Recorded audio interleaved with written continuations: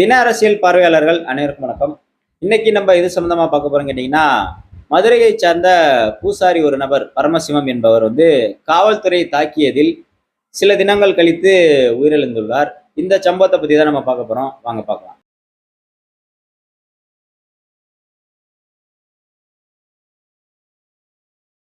அதான் மக்களே, வீடியோக்குள்ள போறதுக்கு முன்னாடி உங்கள்ட்ட ஒரு கேள்வி. தமிழக வெற்றிக் கழக அரசாங்கத்திலும் இது போன்ற காவல் நிலைய மரணங்களும் ஆணவ கொலைகளும் கூட நடந்துகிட்டு இருக்கு. இதை தமிழக வெற்றி கழகம் எவ்வாறாக கையாண்டுகிட்டு இருக்காங்க, சிறப்பா கையாளுறாங்களா, இல்ல இது போன்ற சம்பவங்கள் நடக்கும்போது தாவேகாவை சார்ந்தவர்களும் மெத்தனமா செயல்படுறாங்களா அப்படிங்கிறத உங்களுடைய கருத்துக்களை கமெண்ட் பண்ணிருங்க. மதுரையை சார்ந்த பூசாரி ஒருத்தர் பாத்தீங்கன்னா ஒரு ஹவுசிங் போர்ட்ல குடியிருக்காரு. அங்க பக்கத்து வீட்டுக்காரரோட வாகனம் நிறுத்துவதில் ஏதோ ஒரு சண்டை போல இருக்கு. இந்த சண்டையில ஒரு கைகலப்பாவது அவருடைய மனைவியை தாக்கிடுறாங்க. யாரு? இந்த பரமசிவம் என்பவருடைய மனைவியை தாக்கிடுறாங்க. இதனை தொடர்ந்து பாத்தீங்கன்னா அவருடைய மனைவி அரசு மருத்துவமனையில் சிகிச்சைக்காக போறாங்க. அப்படி சிகிச்சையில இருக்கும்போது பாத்தீங்கன்னா ஒரு காவலர் விசாரிக்க வர்றாரு. அதான் பொதுவாகவே மக்களே, இது போன்ற பிரச்சனைகள் நடக்கும்போது யாரா அடிபட்டு ஜிஹெச்ல போய் அட்மிட் ஆயிட்டா வழக்கமா போலீஸ் வாக்குமூலம் வாங்குவாங்க. என்ன நடந்துச்சு, எங்க உங்களை அடிச்சாங்க, எத்தனை பேர் அடிச்சாங்கன்னு சொல்லி வாக்குமூலம் எழுதி வாங்குவாங்க. இது நடைமுறையில் இருக்கக்கூடிய ஒரு விஷயம் தான். எனவே இதே போன்ற ஒரு காவலர் அவங்கள்ட்ட வாக்குமூலம் எழுதி வாங்க போறாங்க. அப்படி போகும் பட்சத்தில் பாத்தீங்கன்னா அந்த காவலர் மது அருந்தியிருக்காருன்னு சொல்லியிருக்காங்க. அங்க இருக்கக்கூடிய மக்கள் உடனே கேட்டுக்க, என்னங்க அப்படி வாக்குமூலம் வாங்க வரீங்க, அப்படி குடிச்சிட்டு வரீங்களே, அதனால வாக்குமூலம் தர முடியாதுன்னு சொல்லிட்டு அனுப்பிடுறாங்க. இதனை தொடர்ந்து அந்த பூசாரி இருக்காருல பரமசிவம், அவருக்கு நள்ளிரவு நேரத்தில் கால் பண்றாங்க அவருடைய நம்பருக்கு. அப்போ அவர் என்ன சொல்றாரு, ஏங்க இந்த நேரத்துல தூங்கிட்டு இருக்காங்க, பேஷண்ட் தூங்கிட்டு இருக்காங்க, இந்த நேரத்துல நீங்க கால் பண்றீங்களே அப்படின்னு சொல்லி இவர் பேசிடுறாரு. உடனே அவர் போனை கட் பண்ணிடுறாங்க அந்த காவல்துறையை சார்ந்தவர்கள். இப்ப இதனை தொடர்ந்து பாத்தீங்கன்னா அவங்க எப்படா ஹாஸ்பிட்டல்ல இருந்து வெளியில வருவாங்க அப்படின்னு இவங்க காத்துக்கிட்டே இருக்காங்க. ஏன்னா மருத்துவமனையில இருக்காங்கல்ல, அவங்கள போய் நம்ம எதுவும் பண்ண முடியாதுல்ல. அதனால இவங்க எப்ப மருத்துவமனையில இருந்து டிஸ்சார்ஜ் ஆகி வெளியில வருவாங்கன்னு காவல்துறையினர் காத்துக்கிட்டு இருக்காங்க. அவங்க டிஸ்சார்ஜ் ஆகி முடிச்ச உடனே பாத்தீங்கன்னா இந்த வழக்கு சம்பந்தமா விசாரிக்கணும் வாங்கன்னு சொல்லிட்டு வர சொல்லியிருக்காங்க. இவங்க அந்த பூசாரி பரமசிவம், அவங்க மனைவி, அவங்க பையனோட காவல் நிலையத்துக்கு போறாங்க, சிந்தாமணி காவல் நிலையத்துக்கு. அங்க உள்ள போன உடனேயுமே பாத்தீங்கன்னா ஒரு 2-3 காவலர்கள் கடுமையா தாக்கியிருக்காங்க அந்த பூசாரிய. அவர் பாத்தீங்கன்னா முடியும் கிடியுமா வச்சுட்டு உள்ளபடியே பூசாரி மாதிரிதான் இருக்காப்புல. அவரை போட்டு கண்ணா பின்னான்னு அடிச்சிருக்காங்க. அப்ப ஷூ கால்ல அவர் தலையில யாரோ உதைச்சிருக்காங்க போல இருக்கு. அதுல பிளட் கிளாட் ஆயிருக்கு, ரத்தம் உறைஞ்சிருக்கு. உடனே பக்கத்துல இருக்க ஒரு ஆரம்ப சுகாதார நிலையம் இருக்குல்ல, அரசு ஆரம்ப சுகாதார நிலையம், அதுக்கு அனுப்பி மாத்திரையை வாங்கி கொடுத்து அனுப்பிடுறாங்க. இதனை தொடர்ந்து அவருக்கு பல்வேறு உபாதைகள் ஏற்பட்டிருக்கு. வயிற்றுப்போக்கு, வாந்தி எடுத்திருக்காப்புல. உடனே பாத்தீங்கன்னா இவங்க அரசு மருத்துவமனைக்கு போறாங்க, மறுபடியும் மதுரை அரசு மருத்துவமனைக்கு. அங்க போய் சிகிச்சை எடுக்கிறாங்க. இல்ல இது கொஞ்சம் கிரிட்டிக்கலா இருக்கு அப்படின்னு சொல்றாங்க. இதனை தொடர்ந்து ஒரு பிரபல தனியார் மருத்துவமனைக்கு பரமசிவம் அவர்கள் மாற்றப்படுறாங்க.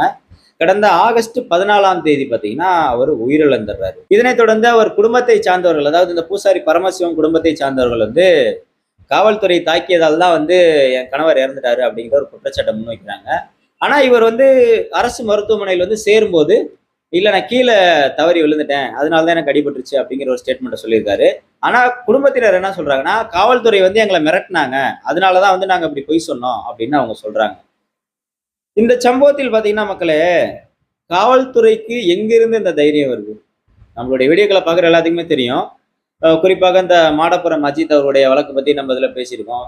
இப்ப ரீசெண்டா ஒரு மாற்றுத்திறனாளி ஒருத்தரை கூட அடிச்சு கொண்டுட்டாங்கன்ட்டு நம்ம சேனல்ல வீடியோ போடுறோம். அதான் மக்களே, எந்த ஆட்சி வந்தாலும் இந்த காட்சிகள் எப்போதுமே மாற மாட்டேங்குது. இது போன்ற குற்றச்சம்பவங்களில் ஈடுபடும் காவல்துறையை ஏன் அரசு காப்பாத்துது அப்படின்னு நமக்கு மிகப்பெரிய ஒரு சந்தேகம் இருக்கு. அதாவது இது போன்ற செயல்களை செய்யக்கூடிய காவல்துறைக்கு நம்ம என்ன கேள்வி கேட்கிறோம்னா, இப்ப மாடப்புறம் அஜித்தா இருக்கட்டும், அந்த மாற்றுத்திறனாளி ஒருத்தரா இருக்கட்டும், இப்ப இந்த பூசாரி பரமசிவமா இருக்கட்டும், இவங்க மேலெல்லாம் காட்டுறீங்கல்ல இந்த ஒரு காட்டுமிராண்டித்தனத்தை, இதே காட்டுமிராண்டித்தனத்தை ஒரு உச்சபட்ச அதிகாரத்தில் இருக்க ஒருத்தவங்களையும் இல்ல அவங்க குடும்பத்தை சார்ந்தவர்களையும் நீங்க தொட முடியுமா? யாரு உங்களுக்கு இந்த அதிகாரம் கொடுத்தா? யாரு உங்களுக்கு இந்த தைரியம் கொடுத்தா? பொதுமக்களை அடிக்கிற உரிமையை உங்களுக்கு யாரு கொடுத்தா? இது முற்றிலுமாக கண்டனத்திற்குரியது, கண்டனத்திற்குரியது. அது எப்படிங்க ஒருத்தரை அடிக்கிறதுக்கு எங்க இருந்து உங்களுக்கு தைரியம் வருது? எல்லாத்தையும் இவங்க அடிச்சிட முடியுமா? ஏன் இதே ஒரு அரசியல்வாதியோட பையனை அவங்க தொற்ற முடியுமா? ஒரு தொழிலதிபரோட பையனை அவங்க தொற்ற முடியுமா? அரெஸ்ட் பண்ண முடியுமா முதல்ல? அவங்க தப்பு எவ்வளவு பெரிய தப்பு பண்ணியிருந்தாலும் அவங்கள போய் தொற்ற முடியுமா இவங்க? எனவே சாமானிய மக்கள் மீது இது போன்ற காட்டுமிராண்டித்தனத்தை காட்டும் இந்த காவல்துறையினர் ஏன் அதிகார வர்க்கங்களை கேள்வி கேட்க பயப்படுறீங்க? இதே ஒரு எம்எல்ஏ பையனை தொட முடியுமா? எம்பி பையனை தொட முடியுமா அவங்களால? கேட்க யாரும் கிடையாது. நாதியத்த மக்கள் தானே இவங்க. இவங்களை அடிச்சா யாரு கேட்க போறா?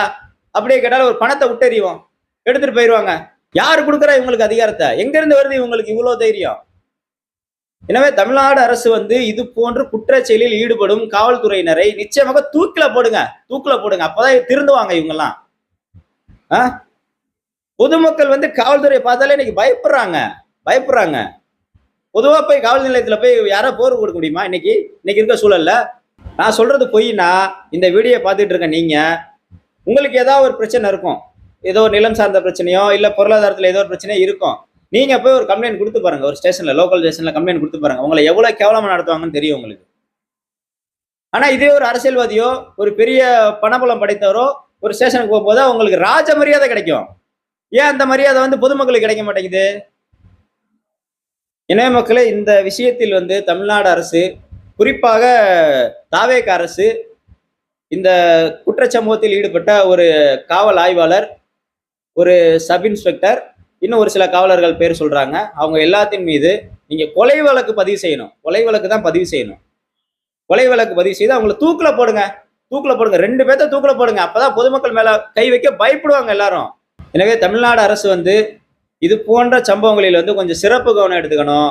அது மட்டும் இல்லாமல் ஆணவ கொலைகள் ஆங்காங்கே நடக்கிறது. தாவேக அரசு அமைந்து இதுவரை 12 ஆணவ கொலைகள் நடந்திருக்கு. இது போன்ற ஆணவ கொலை நடப்பதை நீங்க கண்காணிக்கணும். இது போன்ற குற்றச்சம்பவங்களில் ஈடுபடுவோர் மீது கடுமையான நடவடிக்கை எடுக்க வேண்டும். கடுமையான நடவடிக்கை எடுத்தாதான் இது போன்ற சம்பவங்கள் நடக்காது.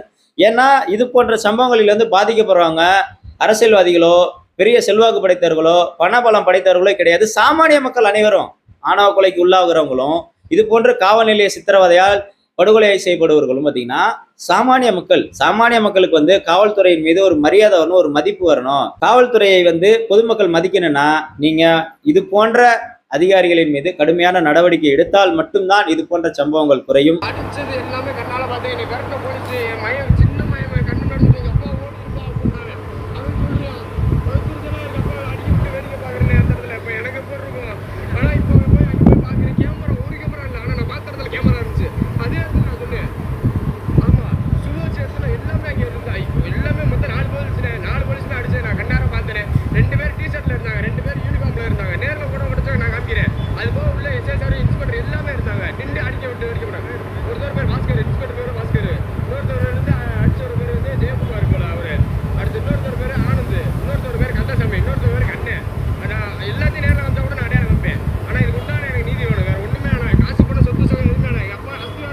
எனவே இந்த பாதிக்கப்பட்டு உயிரிழந்த இந்த பரமசிவம் என்ற பூசாரி அவர்கள் குடும்பத்திற்கு உரிய இழப்பீடை வழங்க வேண்டும்.